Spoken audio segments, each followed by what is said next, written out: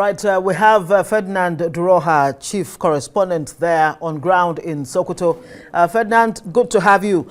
You know, we've been having conversations, and yesterday I did ask you if there were any indications that the terrorists were fleeing. Apparently, from the confirmation from residents, that seems to be the case. What more can you tell us about this fleeing terrorists, and in what direction exactly are they going? All right, thank you so much. Ngozi, perhaps I can just take it from here, and that's because I was losing your audio there. But interesting, yes, we can confirm to you.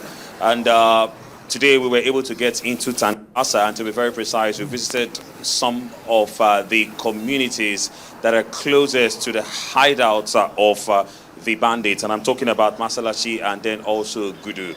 Well, we met a couple of people, or perhaps we met residents who were terrified, but this time around, they're beginning to look a little more relaxed than they were. And that's because, well, they did confirm to us that some residents who were able to brave it and then went into the hideouts. Now, talking about the hideouts, just because I'm struggling with the names, Kawuri, Kedam, and then Milgam, they said some of the residents who were able to brace it and then went in there, well, did see some casualties. And earlier on, before they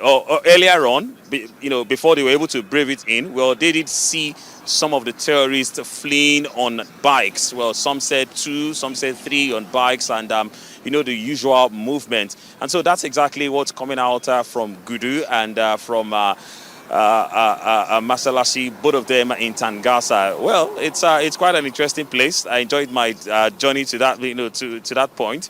Though it was quite a frightening one, considering the fact that the road has had lots of history, particularly in terms of bandit attacks. But then we were able to brave it. We were able to go in just so that we could get the stories. And by the time we spoke to the communities and we spoke to the residents of the community, we gauged their emotions, saw exactly how they felt. We realized that, yes, without a doubt, well, this was something positive. And I think right now the discussion should be how to continue and, of course, ensure that, yes, this is sustained. Absolutely, and that's the point. For sustainability of security to happen in that area, what are you learning in terms of security presence to ensure that the ungoverned spaces don't remain ungoverned? Any security presence is anything that lets you know that truly security is in place for those people? Oh, yes. Just to confirm, did you actually mean in Tangasa, where we went to? Yes, that's my point. Tangaza, actually, where the strikes. Yes, I can confirm. Right. I can confirm there is an FOB, a forward operating base, around there, and not plenty of presence. In fact, I would say no presence at all along Ruwa Wuri, the road that leads down to Niger Republic and then to other Sahel states. And but still, you want to see that although there wasn't really life, but then for those who did brave the odds like us, we were still able to get to our destination.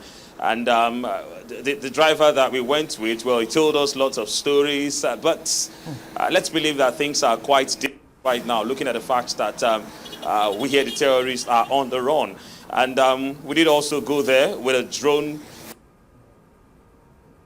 Well, because of the restrictions, because of the security operative had condoned it, and they had warned, and that's because you can't take out anything. Well, these guys are, some of them are experts in IEDs, and then also who says we can't, they can't be a missile, and so they didn't advise us going. We were able to get some footages as regards the aerial view of Egam and then Malgam. Those are very interesting places where they've lived, and of course from there they've operated within the axis of Tangasa, terrorizing people. let's separate it. Let's differentiate. For the Lakurawa, well, we see exactly what they've done. We see how they operate. And it's mostly they target the economic basis of these people, rustle their cows. In fact, you hardly can find any animal of economic value around there. And that's because they say that's indeed what attracts them. Whatever they see, they come in, they rustle the cattle, beat the people up, terrorize them. Let's not forget, initially, it all started with them trying to look like a tradition. Try to, dominate these people. And then from there, well, the rest is history. Right now, with different ammunitions, with different weapons, continue to terrorize these people. But those strikes on Christmas Day have been able to halt that activity, those activities. So you want to say this is the right time for security.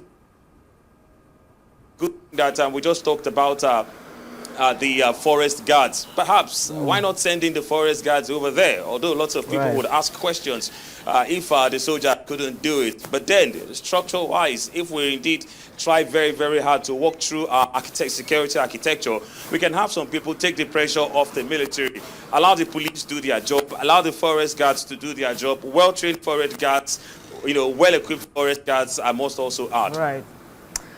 Ferdinand, you couldn't have said it any better. Thank you very much for joining us. And of course, you've been covering this. Ferdinand Duroha is our RISE chief correspondent there on ground in Sokoto State.